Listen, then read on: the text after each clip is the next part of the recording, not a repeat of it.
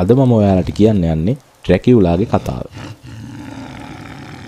15 වන සියවසේ රුමේනියාවේ Order of the Dragon කියලා සංවිධානයක් තිබුණා. එයාලගේ ප්‍රධාන පරමාර්ථය උනේ ඔටෝමන් අධිරාජ්‍යයට එරෙහිව සටන් කරන එක. මේ සංවිධානයේ නායකයා වුණ ව්ලැඩ් 2 එහෙමත් නැත්නම් ව්ලැඩ් ඩ්‍රැකියුල්ට හිටියා පුතෙක්. එයාගේ නම උනේ ව්ලැඩ් 3 එහෙමත් නැත්නම් ව්ලැඩ් ඩ්‍රැකියුලා. තාත්තගෙන් පස්සේ නායකයා වුණ ඩ්‍රැකියුලාව මිනිස්සු හැඳින්නුවේ උල තබන්නා කියලා. මොකද එයා ඒ ඝාතනය කරන සියලු ඔටෝමන් සිබළුන්ව උලකින් ඇනලා සතුරන්ට පේන්න එල්ලලා තිබ්බ නිසා. ඩ්‍රැකියුලා යුද්ධ කරන අතරේ රහසේම ස්කොලොමන්ස් කියන අඳුරු මායාව උගන්වන තැනක මායා ඉගෙන ගත්තා. මේ විදිහට ඉගෙනගත් මැජික් වලින් මෙයා අමරණීය වෙන්න පුළුවන් විදියක් හොයාගත්තා. ඒ වගේම මිනිස්සු 20 දෙනෙකුගේ ශක්තිය වගේම වවුලෙක්, වෘකෙක්, මීදුම විදිහට රූපේ මාරු කරන හැකියාවක් ඩ්‍රැකියුලාට ලැබුණා. හැබැයි මේ දේවල් නිසා එයාට සාපයක් වැදුනා. ඉරේලියට යන්න බැරි වෙන්නත්, අමරණීයත්වයේ තියාගන්න ලේ බොන්න වගේම රුමේනියාවේ පසේ හැරෙන්න වෙන කොහෙවත් නිදා ගන්න බැරි වෙන විදිහට මෙයාට මේ සාපය වැදුනේ. මේ විදිහට සියවස් ගාණක් කාපේතියන් කන්දේ මාලිගාවේ ජීවත් වුණ ඩ්‍රැකියුලා අවට ගමේ මිනිසුන්ගේ ලේ බීලා තමයි ජීවත් වුනේ. කාලයත් එක්ක මිනිස්සු බයේ පැනලා ගිය නිසා ඩ්‍රැකියුලා තීරණය කරනවා වෙනත් රටකට යන්න ඕනේ කියලා. ඩ්‍රැකියුලා මේකට තෝරගන්නේ එංගලන්තයේ ලන්ඩන් නුවර. 1893 දී ජොනතන් හැකර් කියන පුද්ගලයා මාර්ගයෙන් මෙයා ලන්ඩන් නුවර ඉඩම් මිලදී ගන්නවා. ජොනතන් ඩ්‍රැකියුලා හම්බ වෙන්න ඔහු දැන් ජීවත් වෙන ට්‍රාන්සල්වේනියා මාලිගාවට යනවා. මෙහි ටික කාලයක් ඉන්න ජොනතන්ට තේරෙනවා ඩ්‍රැකියුලා කියන්නේ මිනිස්සෙක් නොවන බව. කටුසෙක් වගේ බිත්තිවල ඇවිදන් යන විදිහ දැකලා ජොනතන් හොඳටම බය වෙනවා. තමන්ගේ රහස ජොනතන් දැනගත්ත නිසා ඩ්‍රැකියුලා ජොනතන්ව මාලිගාවේ හිර කරලා තනියම එංගලන්තයට යන්න නැවකට ගොඩ වෙනවා.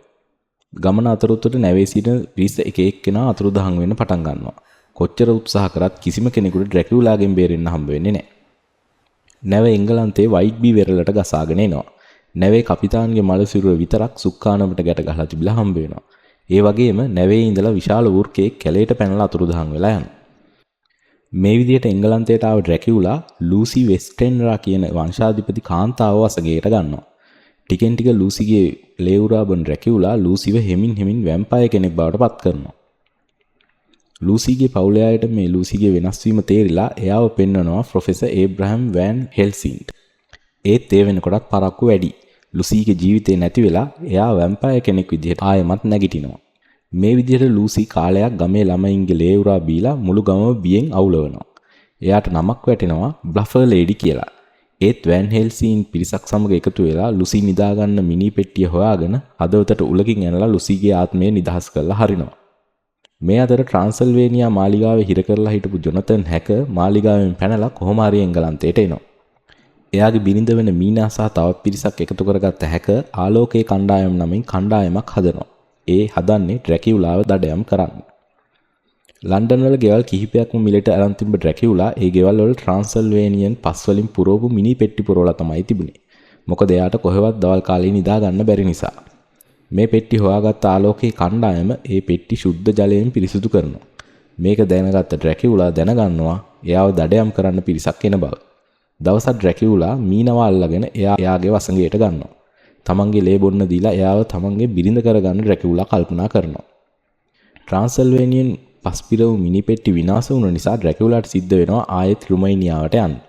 ආලෝකයේ කණ්ඩායමට සම්බන්ධ වුණ වෑන් හෙල්සින් ඩ්‍රැකියුලාට වසඟ වෙලා ඉන්න මීනාව මෝහනය කරලා ඩ්‍රැකියුලා ඉන්න තැන හරියටම හොයාගන්නවා. ඩ්‍රැකියුලා තමාගේ සිරුර සහිත පෙට්ටිය අහිකුට්ටන් පිරිසකට බාර දෙනවා තැනින් තැනට අරගෙන යන්න. එහෙම කරාම ආලෝකයේ කණ්ඩායමට ඔහු හොයාගන්න බැරි වෙයි කියලා හිතාගෙන. මුළු දවල් කාලෙම මිනි පෙට්ටිය හෙව්ව හැකර් සහ පිරිසට රැ වෙනකම මිනි පෙට්ටිය හොයාගන්න බැරි වෙනවා. පාන්දර වෙද්දී අහිකුන්ට කණ්ඩායම හොයාගත්ත හැකර් සහ පිරිස ඩ්‍රැකියුලා සමග මාරාන්තික සටනක යෙදෙනවා. උදේ වෙනකන් අමාරුවෙන් ජීවිත බේරගත්ත පිරිස ඉරේලිය නිසා දුර්වල වෙන ඩ්‍රැකියුලාගේ හදවතට විශේෂ කඩුවකින් පහර දෙනවා. පහර දීලා ඩ්‍රැකියුලාව විනාශ කරලා දානවා. මීනාගේ වසඟයත් මේ සමගම නැති වෙලා යනවා.